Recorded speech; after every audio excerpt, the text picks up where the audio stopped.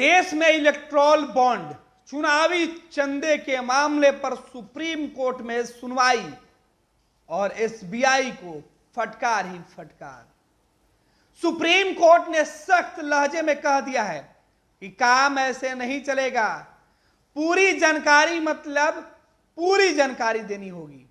ऐसा नहीं कि जब जब सुप्रीम कोर्ट आपको फटकार लगाए आप जानकारी जो है वो दिया करिए।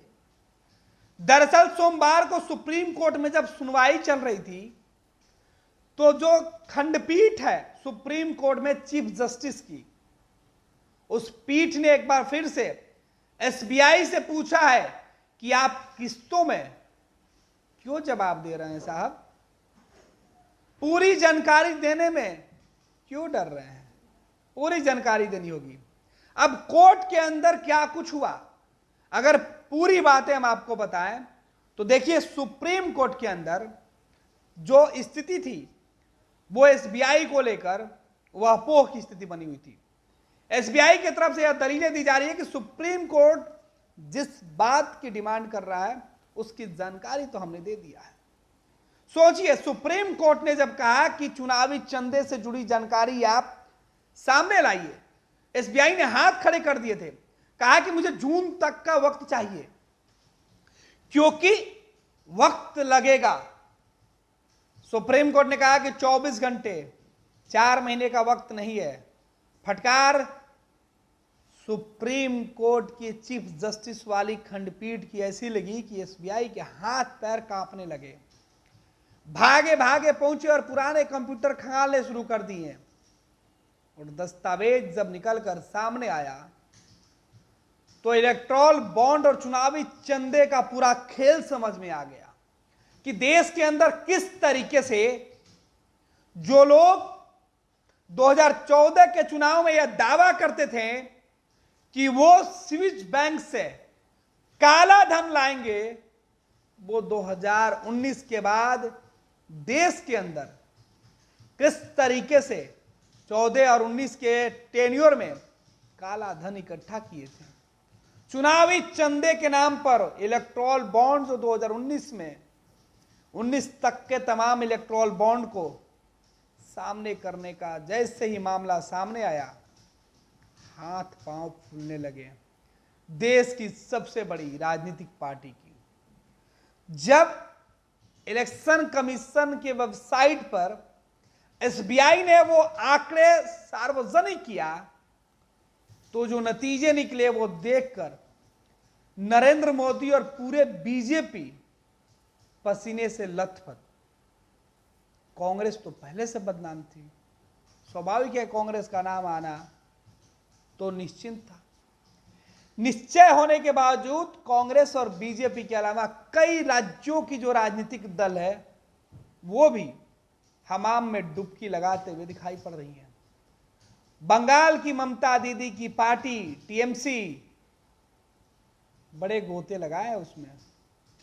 बिहार में नीतीश कुमार, लालू यादव भी डुबकी लगाने से खुद को नहीं रोक पाए हैं।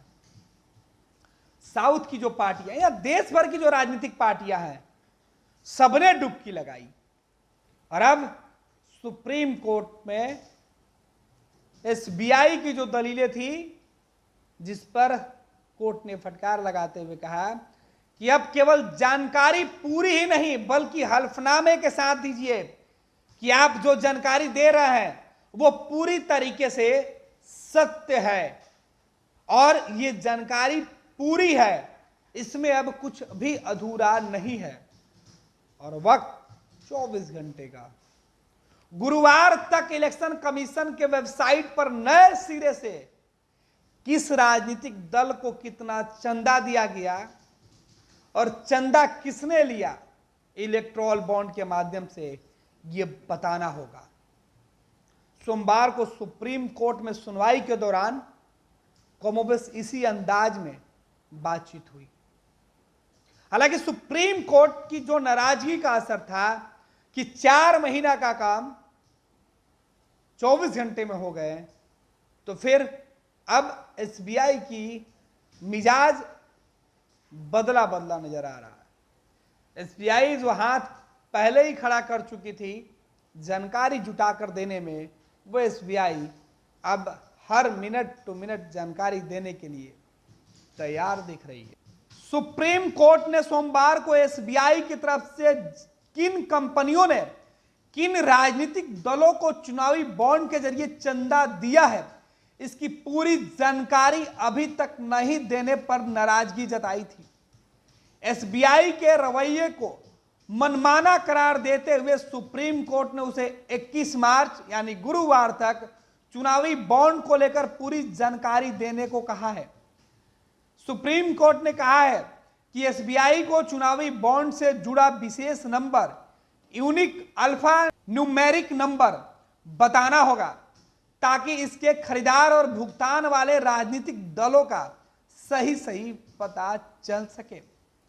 मुख्य न्यायाधीश की खंडपीठ ने सुनवाई के दौरान सीधे तौर पर कहा कि इसमें कोई शंका नहीं होनी चाहिए कि हमने एसबीआई को सारी जानकारी सार्वजनिक करने को कहा है। हमने स्पष्ट तौर पर आदेश दिया था कि एसबीआई को पूरी जानकारी देनी होगी, इसमें बॉन्ड के नंबर भी शामिल हैं। एसबीआई सूचनाएं देने में चयनात्मक नहीं हो सकता है। हमें भरोसा है कि बैंक कोर्ट को लेकर स्पष्ट रहेगा। एसबीआई का रवैया ऐसा लग रहा है कि वो चाहता है कि हम उसे बताएं कि किन सूचनाओं को जारी करना है और फिर वह उसका पालन करेगा। यह सही नहीं है। जो सुप्रीम कोर्ट के चीफ जस्टिस के साथ जो खंडपीठ है, उन्होंने सीधे तौर पर एसबीआई को 21 मार्च की शाम 5 बजे तक हल्फनामा दायर करके यह बताने को भी कहा है कि चुनावी बॉन्ड से जुड़ा सारा ब्यौरा उपलब्ध करा दिया गया है और कोई भी जानकारी आपने अपने पास नहीं रखी है, इसे भी आपको सुनिश्चित करना होगा। खंडपीठ ने पहले ही राजनीतिक दलों को चंदा देने वाले चुनावी बॉन्ड योजना 2018 को असंवैधानिक करार दिया है। साथ ही एसबीआई को 13 मार्च 2024 को चुनावी बॉन्ड की सारी जानकारी चुनाव आयोग को सौंपने को कहा था। एसबीआई की तरफ से जो जानकारी, जो विवरण सामने आया, उसे आयोग की वेबसाइट पर डाला गया है, लेकिन इससे यह पता नहीं चल पा रहा है कि किस कंपनी या व्यक्ति ने किस राजनीतिक दल को चंदा दिया है। सबसे ज्यादा चंदा देने वाली पार्टियां भी अब बताने को तैयार नहीं है कि उन्हें किसने कितना चंदा दिया है। यही वजह है कि सोमवार को सुनवाई के दौरान एसबीआई को लेकर सुप्रीम कोर्ट ने फिर से फटकार लगाई थी। इसके पहले भी एसबीआई को सुप्रीम कोर्ट 2 दफे फटकार लगा चुकी थी और अब चुनावी चंदे के मामले पर उन राजनीतिक दलों के दावे और हकीकत भी निकलकर सामने आएंगे, क्योंकि अब बताना होगा कि किस शख्स ने आपको पैसा दिया। वो कौन लोग हैं जो बीजेपी को सबसे ज्यादा धन दिए, चंदा दिए, और बीजेपी को भी बताना होगा कि आखिर वो पैसे लेकर क्या लाभ दिया गया। कांग्रेस, टीएमसी, राजद, जेडीयू अपने जानकारी में यह बताएंगे कि केवल लिफाफा देकर कोई चला गया, काम नहीं चलेगा। बताना होगा कि रुपए किसने चंदा के तौर पर दिया है। ये लो, मुंह मीठा करो। आज मैंने अपना जॉब छोड़ दिया, अब हम पूर्णिया वापस जाएंगे। जॉब छोड़ दिया है? मतलब ये घर कैसे चलेगा? हम करेंगे क्या? और माँ बाबूजी क्या बोलेंगे? इसलिए मैं एक और मिठाई का डब्बा लाया। अपने बिजनेस के लिए लोन अप्रूव हो गया। अरे लोन अप्रूव हो गया वो तो ठीक है, लेकिन पूर्णिया में हम रहेंगे कहाँ? अपना घर भी तो नहीं है वहां। इसलिए तो एक और मिठाई का डब्बा अलग से लाया हूं। हमने पूर्णिया में घर ले लिया है, पूर्णिया के ई होम्स पैनोरमा में। पूर्णिया में पैनोरमा ग्रुप लेकर आए हैं ई होम्स पैनोरमा। बड़ा घर, आलीशान जिंदगी और अत्याधुनिक सुविधाओं के संग। अरे अरे, अब क्यों मुंह मीठा करवा रही हो?